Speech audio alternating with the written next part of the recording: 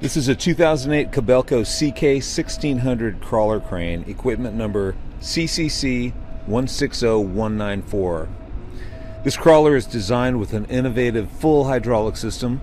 It performs all crane operations including load hoist, boom hoist, swing, propel, and crawler extension extraction, free fall optional, as well as counterweight and crawler frame installation and removal.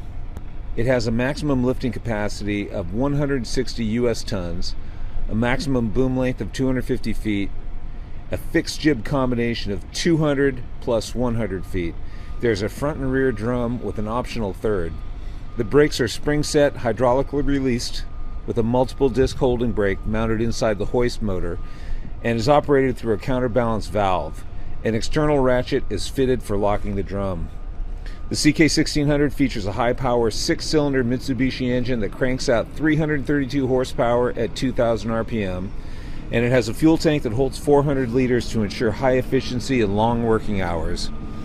The operator's cab is totally enclosed from the weather, with full vision safety glass all around. The adjustable high back seat with armrest is standard, allowing operators to customize their position.